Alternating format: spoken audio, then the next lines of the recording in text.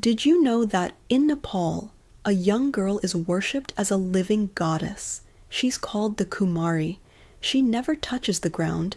She's chosen through terrifying tests, and her reign ends with a single drop of blood. Here is the story of the living goddess. Thanks for tuning in to Slow English. I invite you to sit back and enjoy our latest episode. It's a great way to practice your English every day. The living goddess of Nepal. In the heart of Kathmandu, Nepal, exists a tradition that often blurs the line between ancient spirituality and modern human rights. This is the story of the Kumari, a young girl worshipped as the living goddess. Who is the Kumari? The Kumari is believed to be the earthly manifestation of the Hindu goddess Taleju. While there are several Kumaris in various towns across Nepal, the most important is the royal Kumari of Kathmandu, who lives in a beautiful, ornately carved palace called the Kumari Ghar. Unlike statues of deities found in temples, the Kumari is a living, breathing child. The selection criteria. The process of choosing a Kumari is incredibly strict. She is selected from the newer Shakya caste of gold and silversmiths. A committee of priests looks for a very specific set of 32 physical attributes, often called the perfections. These include things like eyes the color of a cow, a neck like a conch shell, and a voice as clear as a duck's. Beyond physical traits, her temperament is tested. To prove she has the courage of a goddess, a young candidate, often only 3 or 4 years old, may be placed in a dark room filled with severed buffalo heads and men dancing in scary masks. If she remains calm and shows no fear, she is confirmed as the new Kumari. Her horoscope must also be compatible with that of the nation's leaders. Life as a goddess. Once chosen, the girl's life changes instantly.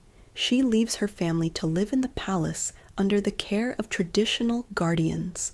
Her life is defined by ritual. She wears red clothing, heavy jewelry, and a distinct fire eye painted on her forehead.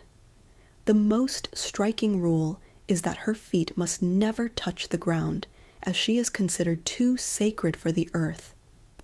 When she travels, she is carried in a palanquin or by her attendants. She is also not allowed to wear shoes. Most of her day is spent receiving devotees who come to seek her blessing. It is believed that her reactions, whether she cries, laughs, or remains silent, predict the future or the health of those visiting her. Tourism and interaction tourists are allowed to visit the courtyard of the Kumari Ghar.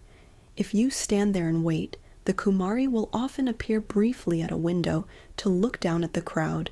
While she is a major cultural icon, she is not a tourist attraction in the traditional sense.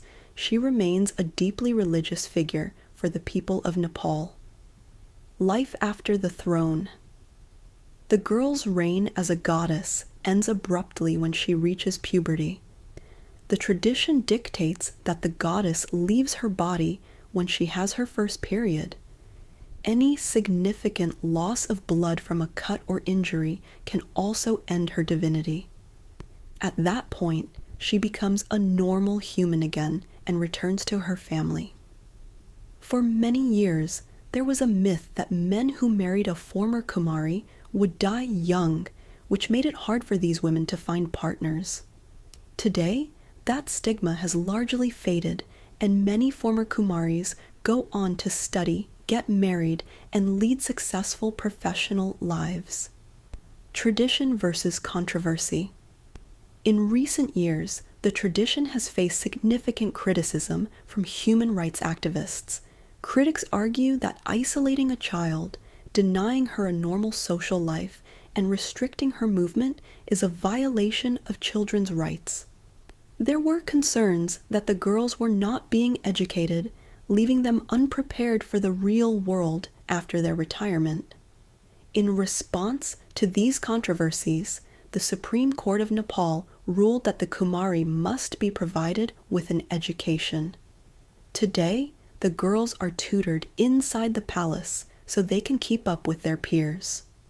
Supporters of the tradition argue that it is a vital part of Nepal's unique cultural identity and that the girls are treated with the highest level of respect and care. Whether seen as a beautiful religious mystery or a controversial practice, the Kumari remains one of the most fascinating examples of living history in the world today. I invite you to listen to our next episode. Make sure to subscribe to the channel so you never miss an update.